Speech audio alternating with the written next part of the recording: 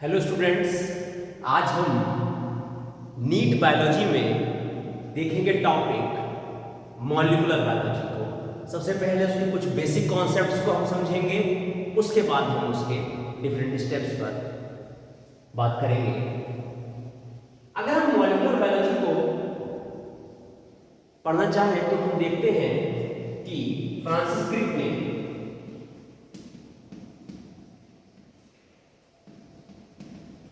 एक कॉन्सेप्ट दिया जिसको हम कहते हैं central dogma of molecular biology.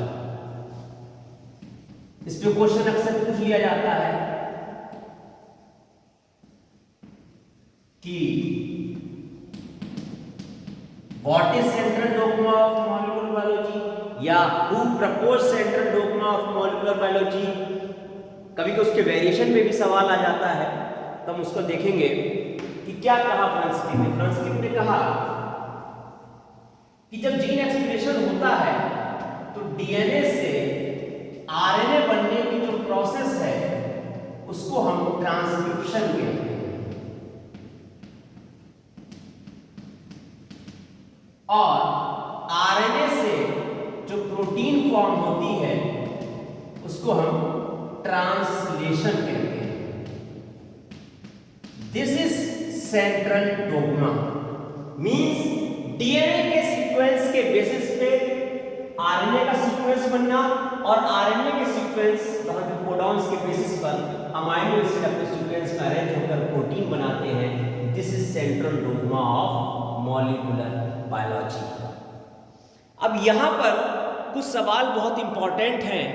पहला, Which organism do not follow central dogma of molecular biology? तो उसके लिए आपको ध्यान रखना होगा कि वो ऑर्गेनिज्म जिनके अंदर जेनेटिक मटेरियल आरएनए होता है वो कभी भी इस रूल को फॉलो नहीं करते। उनके अंदर एक प्रोसेस होती है जिसे हम कहते हैं reverse transcription.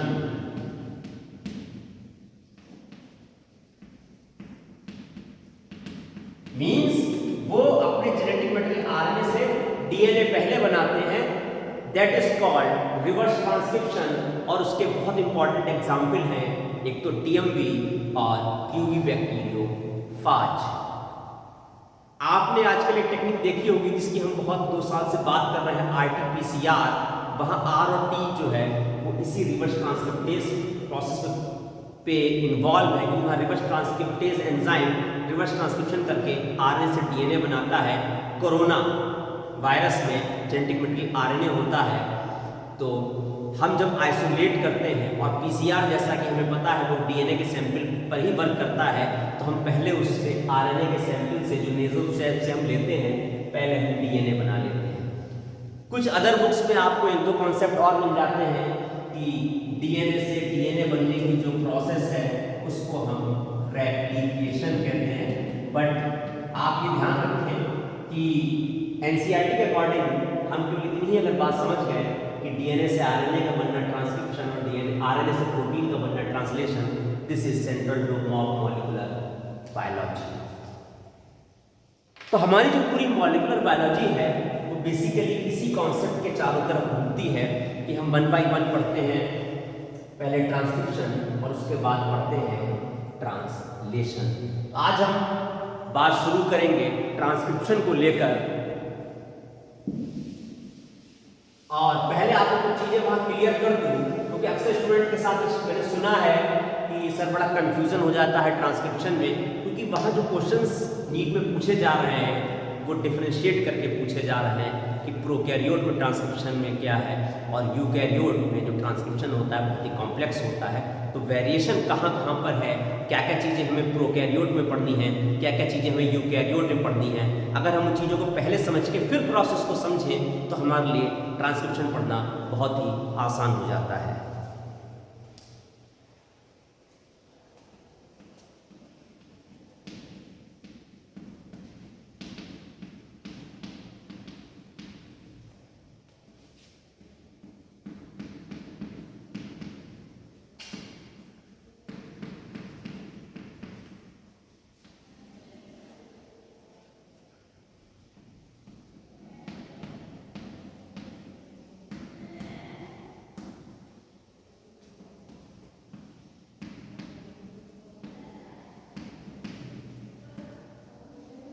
Prokaryote versus eukaryotes in transcription.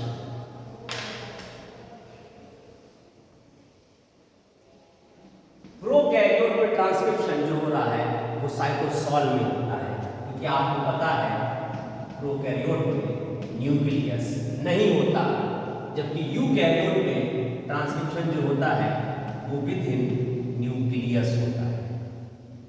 सबसे बड़ा डिफरेंस सबसे पहले यही है। उसके बाद प्रोकैरियोट में अकेला एक ही एंजाइम है जिसको हम डीएनए डिपेंडेंट आरएनए पॉलीमरेज कहते हैं, और यही अकेला एंजाइम ही हमारे तीनों टाइप के आरएनए बना लेता है, चाहे हमें आरआरएनए बनाना हो, चाहे हमें एमआरएनए बनाना हो, और चाहे हमें टीआरएनए बनाना हो। जबकि यूकैरियोट में हम अगर देखें तो यूकैरियोट में तीनों टाइप के आरएनए बनाने के लिए 3 अलग अलग एंजाइम हैं, जिनको हम RNA polymerase first, RNA polymerase second और आरएनए पॉलीमरेज थर्ड कहते हैं। इसमें से जो आरएनए पॉलीमरेज फर्स्ट है वो 28S आरआरएनए इसको बनाता है, 18S आरआरएनए और 5.8S आरआरएनए जो बनाता है वो आरएनए पॉलीमरेज फर्स्ट ही बनाता है। जबकि अगर हम आरएनए पॉलीमरेज सेकंड देखें तो वो पहले एचएनआरएनए बनाता है, उसकी प्रोसेसिंग होती है और उससे बनता है एमआरएनए। तो आप क्लियर ध्यान रखिएगा कि एमआरएनए बनने के लिए आरएनए पॉलीमरेज सेकंड रिस्पॉन्सिबल है।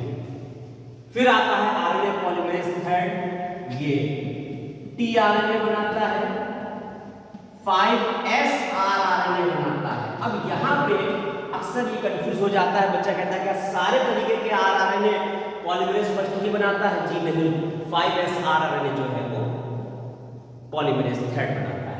और इसके अलावा SNRNA जिसको स्मॉल न्यूक्लियर आरएनए हम कहते हैं, वो भी कौन बनाता है? आरएनए पॉलीमरेज थर्ड बनाता है। ये बाद में स्प्लाइसियोसोम्स बनाते हैं। उसके बाद जो नेक्स्ट डिफरेंस है वो हमारा है कि प्रोकैरियोट में जो प्रोसेसिंग है आरएनए की वो नहीं होती, means no splicing, no capping, no tailing, जिसे हम पोस्ट ट्रांसक्रिप्शनल मॉडिफिकेशन भी या प्रोसेसिंग भी कहते हैं, जिसकी हम बात आगे के लेक्चर्स में अपने करेंगे। अभी पहले हम आज केवल डिफरेंस समझेंगे, जिससे कि प्रोसेस समझते समय हमें कोई दिक्कत ना हो। प्रोसेसिंग यूकैरियोट में होती है और वहां 3 स्टेप हैं, स्प्लाइसिंग, कैपिंग और टेलिंग, जिसको हम पॉलीएडेनाइलेशन भी कहते हैं। तीसरा, यहां जो सिस्ट्रॉन है या जो डीएनए है वो पॉलीसिस्ट्रॉनिक है।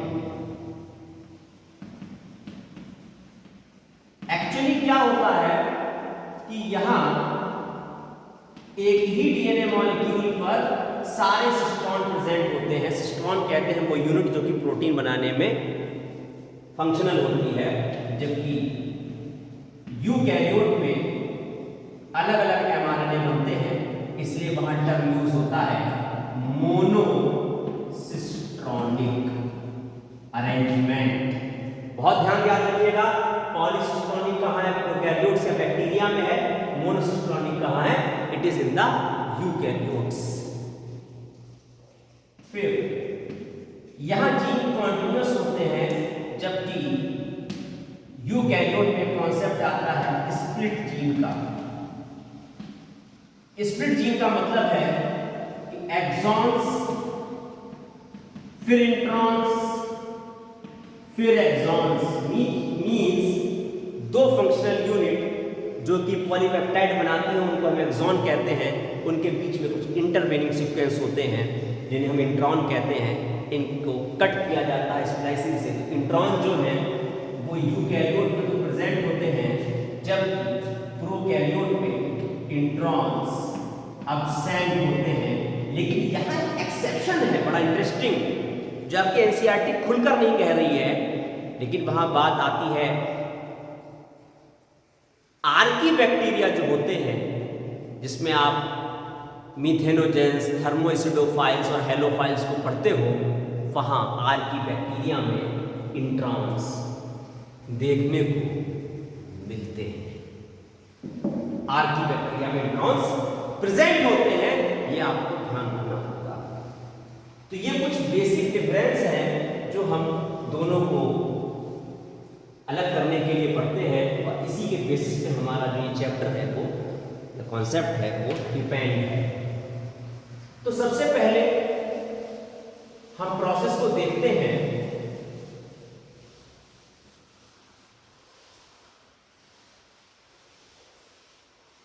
और सबसे पहली जो हेडिंग पढ़ेंगे वो हम पढ़ेंगे ट्रांसक्रिप्शनल यूनिट।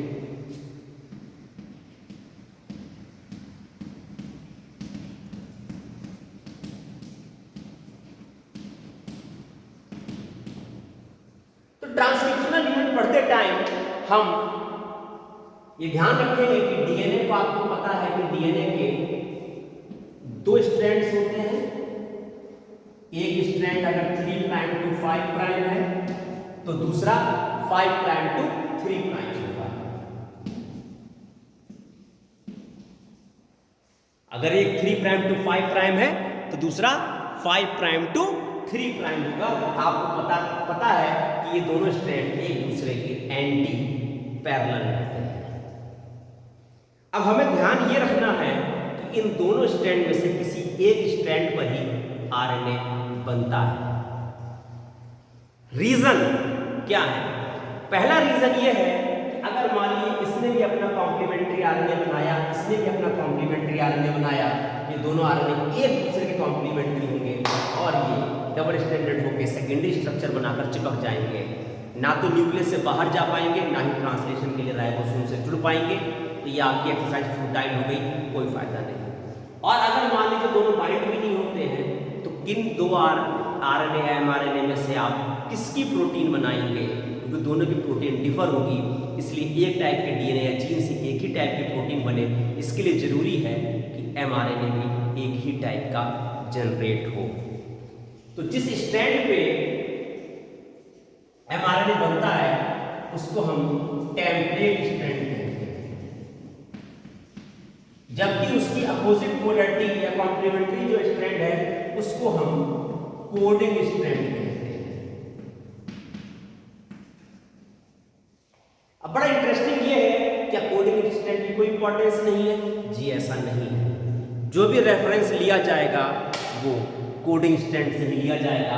मान लीजिए जो ट्रांसक्रिप्शन है वो यहां से शुरू होना है, मींस एमआरएनए इस स्ट्रैंड पर ऐसे करके बनना है,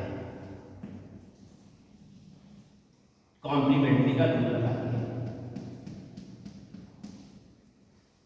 और तो ये क्या कहलाएगा? कितने पार्ट का एमआरएनए बनेगा? Structural gene.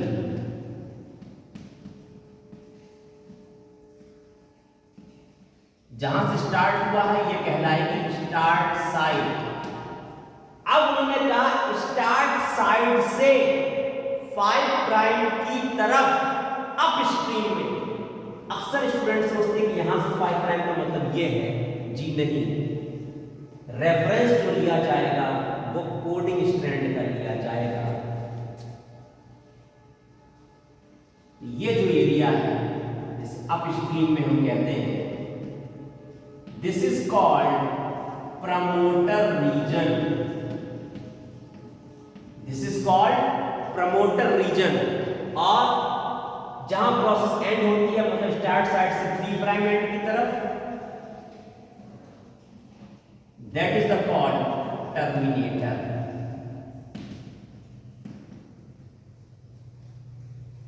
तो अब हमसे कोई पूछे कि what is promoter, what is terminator position, तो स्टार्ट साइड से 5 प्राइम अप स्ट्रीम की तरफ प्रमोटर होता है, रेफरेंस कोडिंग स्ट्रैंड का लेंगे, और यहां से डाउन स्ट्रीम की तरफ मतलब 3 प्राइम की तरफ क्या होता है, टर्मिनेटर होता है, जहां ट्रांसक्रिप्शन की प्रोसेस जाकर रुकती है। अभी डिटेल में समझ लेंगे। एक क्वेश्चन और है कि अगर ये प्रोसेस में ये हो कि अगर कोई आपसे कहे कि जी इधर टर्मिनेटर है, इधर प्रमोटर है, तो फिर हमारा जो यहाँ टेम्पलेट होगा वो नीचे वाला यूज होगा और कोडिंग स्टैंड जो ऊपर वाला हो जाएगा, मींस तब ट्रांसक्रिप्शन जो हो रहा होगा इस स्टैंड पे इधर से इधर हो रहा होगा। क्योंकि पॉलीमराइजेशन जो होता है टेम्पलेट की 3 प्राइम टू 5 प्राइम पोलरिटी से, और अपना रेफरेंस जब लेंगे तो 5 प्राइम टू 3 प्राइम होता है। अब यहाँ कुछ इंपॉर्टेंट चीजें देखने वाली ये है कि व्हाट इज प्रमोटर। प्रमोटर वो साइट है जहां पे आरएनए पॉलीमरेज एंजाइम आके बाइंड होता है,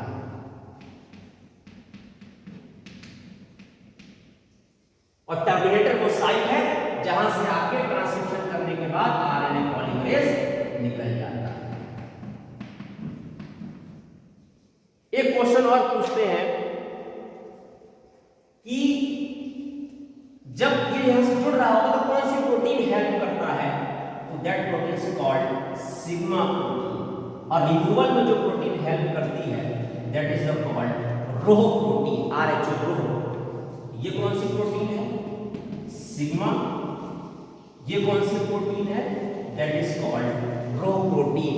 तो यहां एक चीज आपको और ध्यान रखनी है, जो आपसे पूछते हैं कि sigma is called initiation factor because it helps RNA polymerase to bind to the promoter site, while Rho protein is called releasing protein या releasing factor because a termination that is called termination factor because it release RNA polymerase from this site.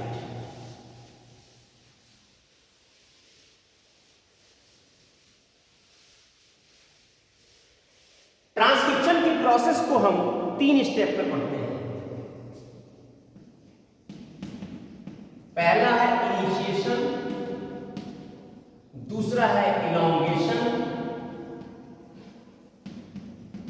और तीसरी step होती है termination. तो जैसा कि आपको पिछले डायग्राम में ही मैंने बताया, इनिशिएशन में क्या होगा,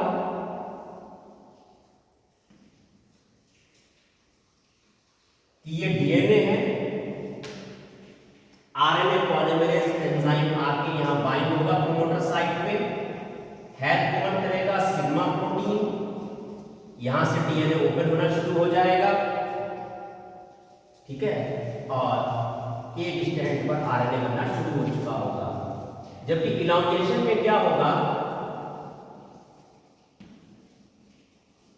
ये प्रोसेस आगे बढ़ चुकी होगी, ये आरएनए निकल चुका होगा बाहर, आगे प्रोसेस हो रही है, कॉम्प्लीमेंट्रिटी का रूल फॉलो हो रहा है कि ए के कॉम्प्लीमेंट्री यू, यू के कॉम्प्लीमेंट्री जी, ए के कॉम्प्लीमेंट्री यू, सी के कॉम्प्लीमेंट्री जी, यू के कॉम्प्लीमेंट्री ए, ठीक है। तो इस तरीके से जो प्रोसेस चलेगी दैट इज इलॉन्गेशन। और टर्मिनेशन में जाकर क्या होगा,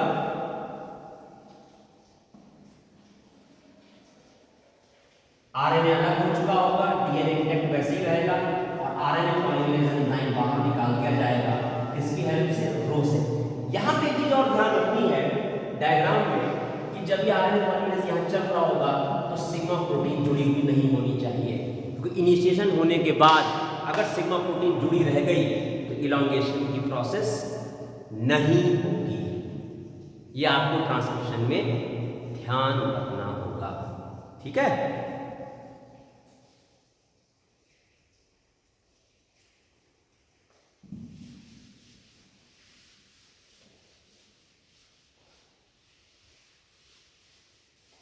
प्रोकैरियोट में यह भी देखा गया है कि जाहिर से आपको पता है कि प्रोकैरियोट का जो डीएनए होता है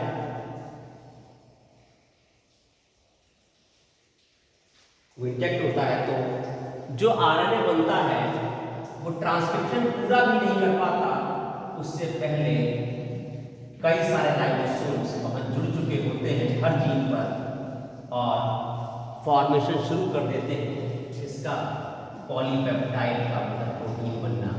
तो ये कहलाता है को ट्रांसलेशन, मतलब एक तरफ ट्रांसक्रिप्शन का टर्मिनेशन भी नहीं हुआ और राइबोसोम अटैच होने लगे और ट्रांसलेशन होना शुरू हो गया।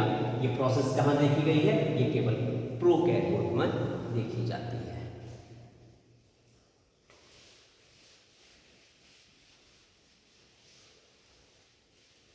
जैसा कि मैंने अभी यूकैरियोट में आपको बताया था, इस बात को थोड़ा सा और क्लियरली हम समझ लें कि यूकैरियोट में जो राइबोसोम है, ठीक है ना, उसमें स्मॉलर सब यूनिट है और लार्जर सब यूनिट होती है। स्मॉलर सब यूनिट 40S की होती है, लार्जर 60S की होती है, ठीक है। तो जो स्मॉलर सब यूनिट है उसमें जो rRNA है वो 18S rRNA है, जबकि लार्जर सब यूनिट में जो rRNA है वो 3 है, 28S, 18S और 5.8S और 5S RNA। तो इसमें से आपको पता है, आपने देखा है कि इन तीनों को कौन बना रहा है? पॉलीमरेज फर्स्ट, जबकि इसको कौन बना रहा है? Polymerase third. ये समझना बहुत जरूरी है। इसी तरीके से जो HNRNA वाला कॉन्सेप्ट है वो क्या है उसको हम समझ लेंगे एक बार, कि मान लीजिए ये जीन है यूकैरियोट में, जैसा कि आपको बताया यूकैरियोट जीन स्प्लिट जीन होता है, मतलब अगर यहाँ से यहाँ तक जीन है तो हो सकता है इस तरीके से कि ये एक्सॉन हो 3 और ये 2 इंट्रॉन हो इसके बीच में। तो सबसे पहले जब पूरे का ट्रांसक्रिप्शन होगा जो कि आरएनए पॉलीमरेज सेकेंड करेगा, इसमें जो इंट्रॉन एक्सॉन सब आ गए हैं, इस आरएनए को हम कहेंगे HNRNA, हेट्रोजीनस न्यूक्लियर आरएनए। उसके बाद स्प्लाइसिंग में इंट्रॉन्स जो होते हैं वो कट कर दिए जाते हैं और एक्सॉन्स आपस में तीनों जुड़ जाएंगे, means removal of intron and rejoining of exon is called splicing. तो स्प्लाइसिंग के बाद जो आरएनए बनता है उसको mRNA कहते हैं। इसलिए ये कहा जाता है कि mRNA में क्या नहीं होता? mRNA में इंट्रॉन्स जो होते हैं वो नहीं होते हैं। यह आपको ध्यान रखना होगा कि HNRNA में इंट्रॉन्स होते हैं जबकि mRNA में इंट्रॉन का सीक्वेंस नहीं आता है, क्योंकि इंट्रॉन जो है तो कभी भी प्रोटीन बनाने में इन्वॉल्व नहीं होते।